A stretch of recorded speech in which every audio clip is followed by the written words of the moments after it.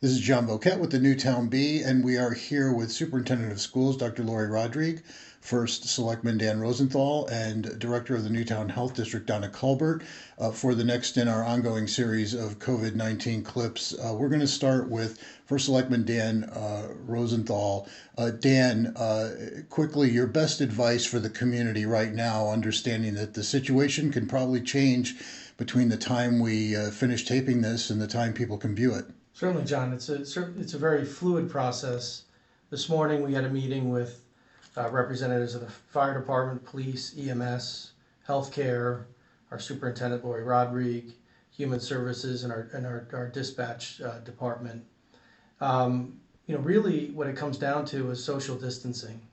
So if what we're trying to do is mitigate the spread of this, so if we can bend the curve, and again through that social distancing process, we can protect our healthcare system, keep it from getting swamped, and ultimately the goal is, as a community, is to protect those that are most vulnerable among us. So unfortunately, I know people are having to sacrifice, they're seeing things canceled and everything else.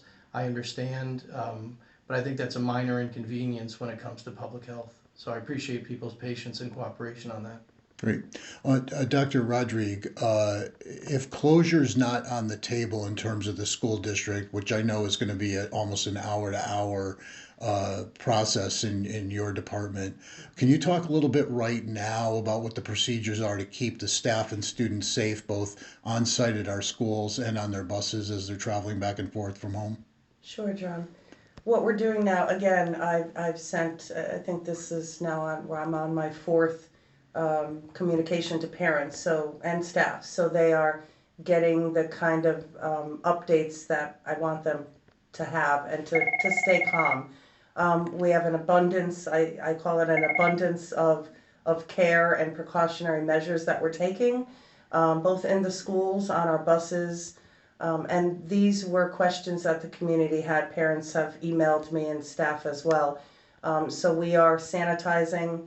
As I pointed out in my communication, we are following, again, the recommendations of the local health district and department and the CDC, the kind of products that we're using in that sanitizing process are approved, and we are also wiping down every seat after students are transported in the morning and in the afternoon.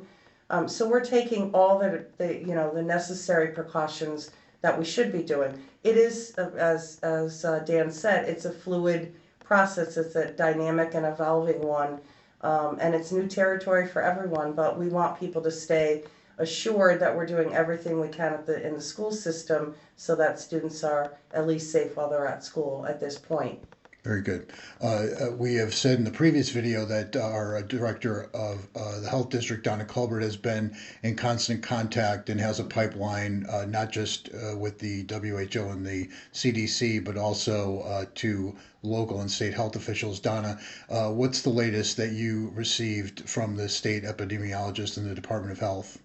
Well, we were on a conference call today, and again, I'll reiterate that the information is constantly evolving, but right now, I think people need to understand that, when we hear about low numbers of cases or we haven't had a case, the reality is it's very likely that someone could have COVID in the community already, hopefully mild illness, but the most important thing is that people take the action because to protect themselves and to protect others, because testing's not keeping up with illness. So people really have to do the work of trying to keep themselves healthy, do all the proper procedures, hand washing, sanitizing, staying home when you're sick, trying to separate those that are in the home that may be sick from healthy, because even though some folks, and we don't really know all of the science yet on this virus, but some folks may get mild illness, but there's others that could get very serious illness, and we don't want to compromise anyone in our community, as well as overburden the healthcare system. Very good.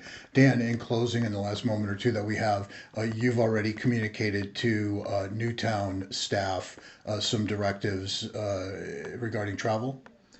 Yeah, so any business travel I've requested be canceled. I've also asked, of course we can't mandate, but I've asked that employees restrict personal travel. So really, let's keep it as local as we possibly can, again, to try to mitigate the spread of anything. I've also asked boards and commissions to not meet unless it's absolutely necessary. So if there's urgent business that needs to be acted upon, then certainly, meet, but let's not meet for the sake of meeting in these times. And I think that goes to the broader community. I think people should really limit the events now. I think that's very important, so that, again, we stay consistent with that social distancing, because I do think that will be critical to managing this. For Selectman Dan Rosenthal, from Newtown Health District Director Donna Culbert, and Superintendent of Schools Dr. Lorrie Rodrigue, thanks so much for taking some time today to talk with the Newtown Bee. I'm John Voquette here for the Newtown Bee. Check newtownbee.com or tune into our Twitter or Facebook social networks for the latest information as it develops here in Newtown. And we will return again soon with another video with local officials here with these COVID-19 clips. Thank you all for Thank Thank you.